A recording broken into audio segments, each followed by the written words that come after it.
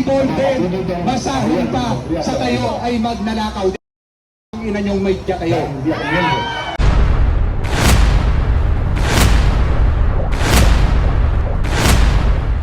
Tumitindig kami rito dahil sobra na. Sobra na po ang kawalang-hiyang ginagawa nila sa taong bayan. Ano pa ba ang kailangan nating katibayan? Mamaya po, nandito sa LED, ipalalabas natin kung paano tayo ninanakawan ng ating pinagkakatiwalaan. Nakakalungkot po sa sitwasyon ito, tayo ang naghalal sa mga politiko na nandito po sa loob. Alam nyo ho, kapitan po ako dito sa Batasan Hills, 2002 hanggang 2013, naging kapitan po ako. Pero, nakakalungkot po, ibang-iba ang sitwasyon ng mga congressman noon kaysa mga congressman ngayon.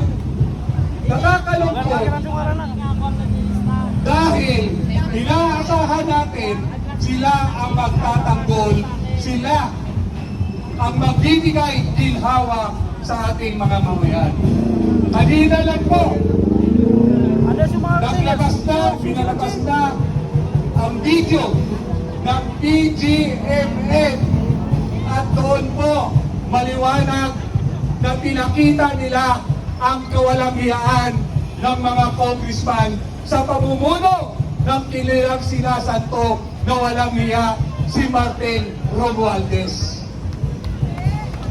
Nakakalungkot, nakikisampatyaho kami sa mga empleyado ng Congress, pati na ang mga security guard. Alam nyo ho, bilyon-bilyon ang pondo na nilaan ng mga magnanakaw na congressman para payamanin nila ang isa't isa. Ang pondo ng Congress hindi ho subject sa COA, hindi ina-audit ang kanilang pondo. At open po, hinahanda lang po namin ang LED para mamulat po kayo. Ang nakakalungkot po rito, pati ang ating mga kapulisan, napakababa ng kanilang sinasahod. Napakababa ng mga benefits ninyo kumpara sa mga buhaya na nandito sa Congress. Ikinahihiya ko po na nasa Barangay Hall ang House of Congress dahil hindi na o karapat-dapat igalang pa ng mga mamayan ang ginagawa ng ating pong mga congressman. House of Crocodiles na po ito. Tingnan nyo po, sa krisis natin ngayon, saan ba nagsimula ang krisis na ito? Nagsimula po ito nung naupo ang mga magnanakaw. Sino ho ang bumoto sa adik na Marcos dito? Marami ho ang nandito na bumoto sa adik na Marcos na to. Maraming nabudol! Dahil mahilig tayo magbigay ng second chance sa taong nagkakamali, na umaasa tayo na ang lahat ay pwede magbago. Noong first 60 days ni Marcos, pilit niyang iayos ang ating bansa. Pero dumadami po ang ahas sa palasyo. Ang numero unong adik na nagtutulak kay Presidente Marcos na tumira ng coke ay walang iba kung hindi yung adik niyang asawa, si Lisa Satanas Araneta.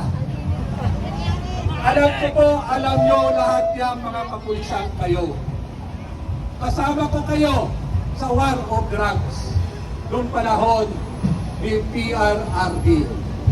Iba ang sitwasyon ng barangay natin at ng ating police station.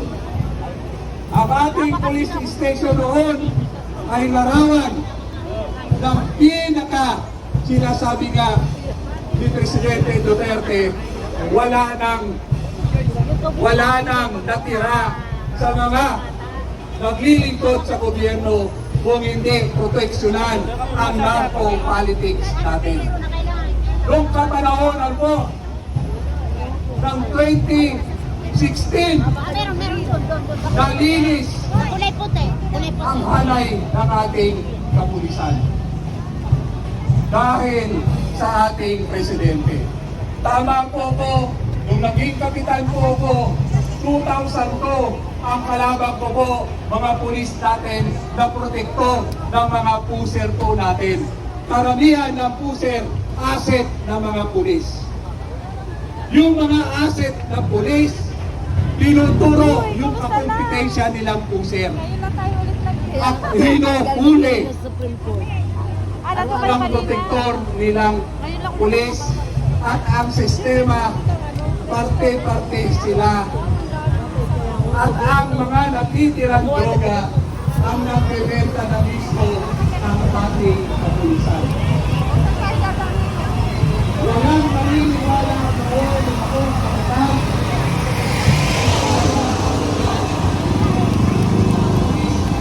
Ang kasaysayan. Alam niyo ba, sa batas, ang lahat na nakikiisa sa pagnanakaw sa kaban at sa mamayan ay involved, masahol pa sa kayo ay magnanakaw din, mga puta kayo. Hindi ako miyembro. Sa limang. Sa Ingleso, pinaliwan ko. Kahit hindi ako miyembro, nakakapagtanong ako. Ngayon lang. Dito sa Justice. G7, alam niyo yan. Mahiya kayo Alam ko po. sa tao. Maraming Magpapatotoo kayo. sa Pangulong Duterte. Sapagkat sa amin po sa Kalawan, ang dami collateral damage ng drugs. Laging kawawa ang ating mga Hindi na kapulisan. dahil sa pagmamalabis nito.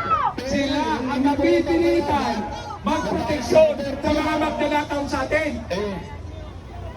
Nagmamalabis tayo para apunsa. Kung gano'n natin yun, ano ba, iba natin yung Duterte? Di parang si Duterte din tayo. We cannot be loud against the Duterte, but silent against Marcos. There are clear signs of abuse, of misgovernance, of conduct, of corruption that cost our country and people economic distress. Binastos si Pato ng mga bisita The ng nation has Senado. reached and corruption. Habang kumakain tayo sa masarap, maraming kutahin kung sa Sige sama. lang.